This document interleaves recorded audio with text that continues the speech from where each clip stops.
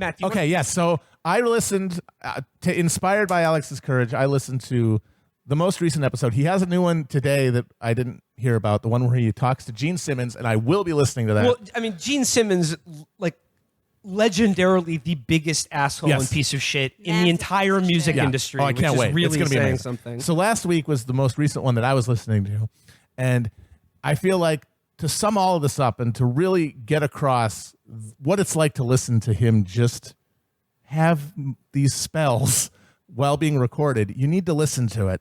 And there's this. It's a 2-minute long clip from the very beginning of his second to most recent episode. It was like a Mohs procedure. Do you know what Mohs skin procedure is? I forget. You're on the other side of all these things. They tell you to get looked at. Didn't I've told you to get your skin looked at, right? Yes, you just told me, I think, last week. And I can't stand to look at my skin yet, but I'll pay someone to do it for me. I'm just saying, why not use your head? I lost a big, hearty, beefy friend when he was 35 to some of that stuff. But the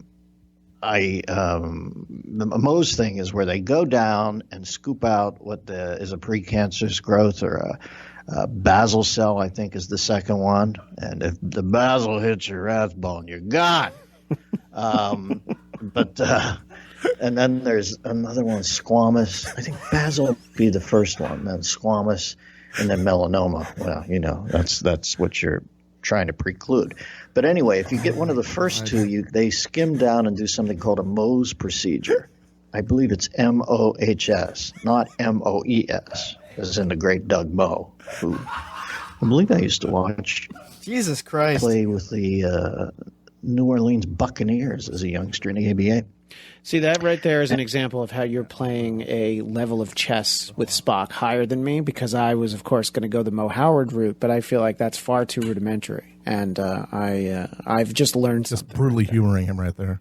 That is how fucked my career is because of the Arcania. Yeah, thank you for reading that too.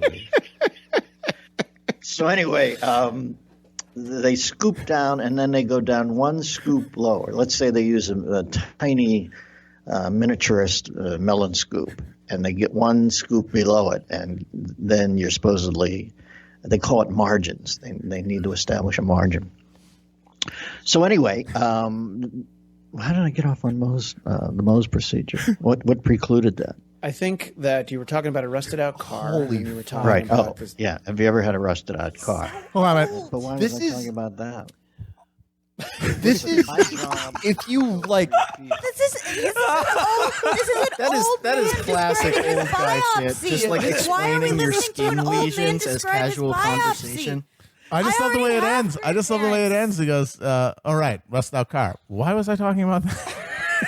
This is a great service for like young children who lose their grandparents and miss them. Yes. Who die of old age. Yeah.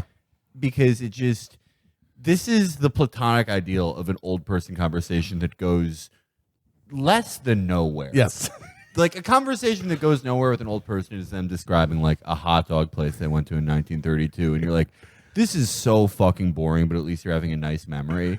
But less than nowhere is the most advanced form of old person conversation when they're telling you about their gross skin getting scooped out, but it's not even going in a linear path.